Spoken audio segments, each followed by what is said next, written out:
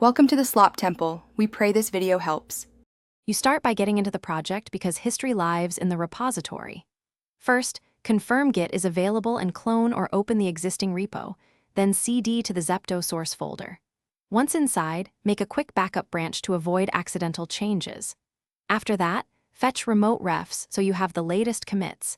This ensures tags and branches appear locally. Doing these steps now saves time later when you examine commits, tags, and change logs. Now dig into the middle work. List recent commits and branch structure so you see evolution. Git log one-line decorate graph N100 gives a readable map of history. Next, list tags to map releases and run npm view Zepto versions to compare published versions.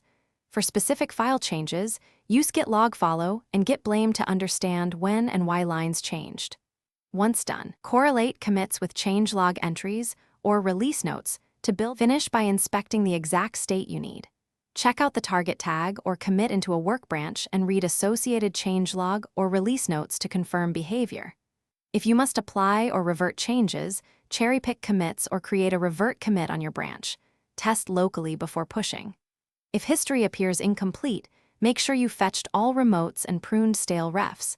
Check the remote URL and branches. That troubleshooting step resolves most missing history problems quickly. Thanks for watching. Consider subscribing if we helped you.